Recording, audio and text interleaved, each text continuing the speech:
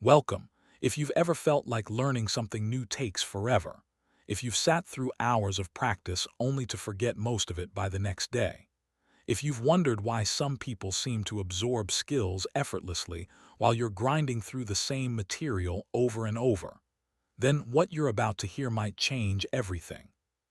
Because here's the thing, most people learn slowly, not because they lack talent, not because they're not smart enough, but because they're working against their own biology without even knowing it.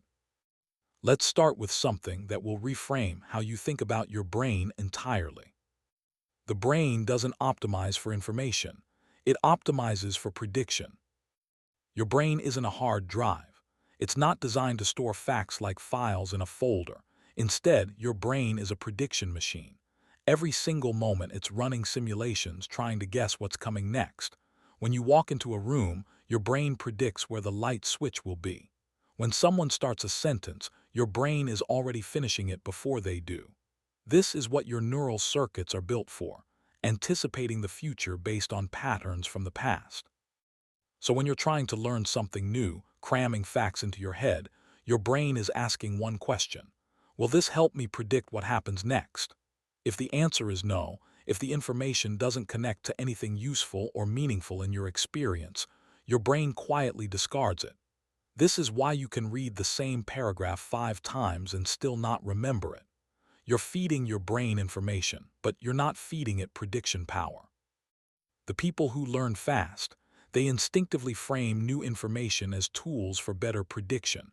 They ask themselves, when will I use this? What problem does this solve? What pattern does this reveal? And their brains latch onto it because now it has survival value. Now it matters. Learning is biological remodeling, not motivation. Let's be honest. How many times have you told yourself, I just need to be more motivated? How many times have you blamed yourself for not having enough willpower, enough drive, enough discipline? Here's the truth. Learning is not a mental game, it's a physical process. When you learn a new skill, your brain is literally rewiring itself. Neurons are forming new connections. Synapses are strengthening. Myelin, the insulation around nerve fibers, is thickening to make signals travel faster. This is construction work happening inside your skull. It takes energy. It takes time. It takes raw biological resources. Motivation can get you to show up, but motivation alone cannot force your neurons to rewire faster. That's like trying to build muscle by just thinking really hard about lifting weights. The work has to be done at the cellular level, and that work follows biological laws, not inspirational quotes. This means that if you're not learning as fast as you want, the problem isn't your mindset. The problem is that you haven't set up the biological conditions that allow remodeling to happen efficiently. And that's actually good news, because biology can be optimized. You can create the environment where your brain rewires faster. And we're going to show you exactly how. Attention gates plasticity. Distracted practice wires almost nothing. Plasticity. That's the brain's ability to change, to adapt, to learn. And here's the hard truth. Plasticity doesn't just happen because you're doing something. It happens when you're paying attention to what you're doing. Attention is the gatekeeper. When you focus intensely on a task, your brain releases neuromodulators like acetylcholine and norepinephrine. These chemicals mark the active neural circuits and say, this matters, strengthen this. Without attention, those chemicals don't get released. Without those chemicals, the synapses don't change. You can practice something for hours, but if your mind is wandering, if you're half present, if you're watching TV while trying to learn vocabulary, your brain is not rewiring. You're just burning time. This is why cramming while distracted feels so exhausting, but produces so little result. You're expending energy, but you're not building structure. It's like trying to build a house while someone keeps moving your tools. The effort is there, but the construction isn't happening. The implication is simple and brutal. Distracted practice is almost worthless. 10 minutes of focused, deliberate attention will rewire your brain more than 2 hours of half-hearted repetition. Quality of attention is everything.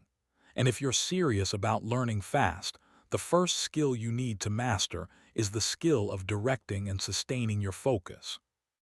Emotion tags memory. Neutral input fades fast. Think about the most vivid memories of your life. Your first kiss, a moment of fear, a triumph, a loss. Notice something. They all have emotion attached to them. Your brain doesn't remember everything equally. It remembers what matters. And emotion is the signal your brain uses to determine what matters. When something happens and you feel something, your amygdala, the emotional center of your brain, sends a signal to your hippocampus, the memory formation center, and says, "Tag this. We need to remember this." The stronger the emotion, the stronger the memory. This is why you can forget a lecture you sat through yesterday, but you'll never forget the day you got betrayed by someone you trusted. Now here's the insight. If you want to learn something and actually retain it, you need to attach emotion to it. Neutral input, dry facts delivered in a monotone, information that doesn't make you feel anything. It all fades fast. Your brain filters it out as noise. This doesn't mean you need to be crying or laughing while you study. It means you need to care. You need to create stakes. Ask yourself, why does this matter? What will change if I master this? What problem will I solve? What will I be able to do? Connect the material to something you desire, something you fear, something you value. Make it personal. Make it emotional. Because your brain doesn't remember boring. Your brain remembers what moves you. Curiosity chemically opens learning windows. Curiosity isn't just a feeling. It's a neurochemical state. When you're curious about something, when you encounter a question you desperately want the answer to, your brain releases dopamine. And dopamine doesn't just make you feel good. It primes your neural circuits for learning. Studies show that when people are in a state of curiosity, they don't just learn the answer to the question they're curious about. They also learn incidental information around it better. Curiosity opens a learning window. It's like your brain shifts into a higher gear, ready to absorb everything in that moment. This is why passion-driven learning is so effective. When you're genuinely curious, when you're chasing a question that fascinates you, you learn faster without even trying. Your brain is chemically optimized for intake. So how do you use this? Stop forcing yourself to consume information passively. Start with questions. Real questions, questions you actually want answered. Before you read a chapter, ask yourself what you want to know. Before you practice a skill, ask yourself what problem you're trying to solve. Let curiosity lead. Because when curiosity is present, learning isn't work. It's an itch you have to scratch, and your brain rewards you for scratching it. Stress blocks hippocampal encoding. Anxiety produces fake learning. Let's talk about stress. Not the good kind, the energizing challenge that sharpens your focus. We're talking about chronic stress. The kind that makes your shoulders tight and your mind race. The kind that keeps you up at night. When you're stressed, your body releases cortisol. Cortisol is useful in short bursts. It helps you react to danger. But when cortisol stays elevated, it becomes toxic to the hippocampus, the part of your brain responsible for forming new memories. High cortisol literally impairs your ability to encode new information. This is why studying while anxious feels so futile. You're reading the words, you're going through the motions, but nothing is sticking. Your hippocampus is offline. You're producing what we might call fake learning. You feel like you're working hard, but the neural circuits aren't forming. And here's the cruel irony. The more stressed you are about not learning fast enough, the harder it becomes to actually learn. Anxiety feeds on itself. You panic about your progress, which raises your cortisol, which blocks your learning, which makes you panic more. The solution: you have to manage your stress before you try to learn. This isn't optional. This isn't self-care fluff. This is biological necessity. Breathwork, movement, sleep, social connection. Whatever brings your nervous system down. That's not a luxury. That's the foundation. Because no amount of effort will force your hippocampus to work if it's drowning in cortisol.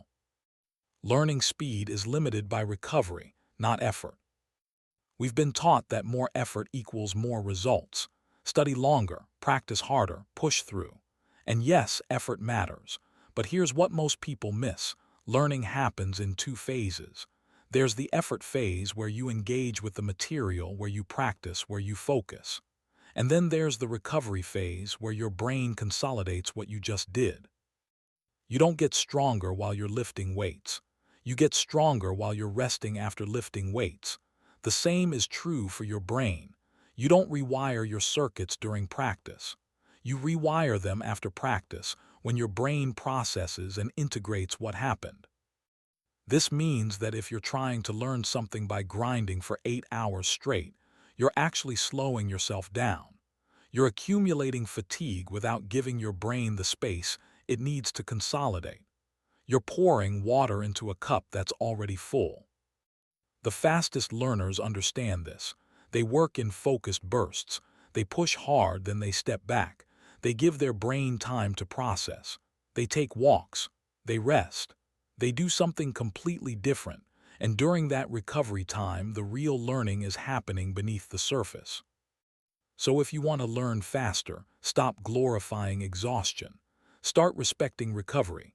Because your speed is limited not by how hard you can push, but by how well you can rest. Energy availability caps learning rate. Your brain is an energy hog. It's about 2% of your body weight, but it consumes roughly 20% of your total energy. And learning, the active process of rewiring neural circuits, demands even more energy than routine thinking. If you're running on empty, if you're skipping meals, if you're sleep deprived, if you're dehydrated, your brain doesn't have the fuel it needs to remodel itself. It doesn't matter how focused you are. It doesn't matter how motivated you are. Without energy, the biological machinery stalls. This is why you can feel sharp and absorbent some days and completely foggy on others. It's not random. It's energy availability. Your brain is doing metabolic math in the background, deciding whether it can afford the cost of plasticity right now. The practical takeaway: if you want to learn fast, treat your body like an athlete treats theirs. Fuel it properly. Hydrate. Manage your blood sugar. Don't try to learn on an empty tank, because your learning rate is capped by your energy ceiling. You can't think your way past biology. Sleep is not rest. Sleep is training. Let's destroy a myth right now. Sleep is not downtime.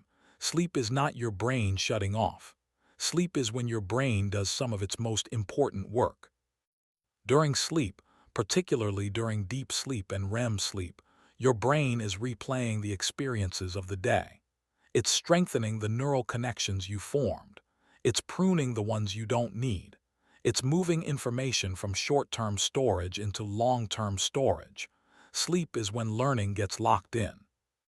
If you practice something during the day and then don't sleep well that night, you lose much of what you practiced. It's like saving a document and then unplugging the computer before it finishes writing to the hard drive.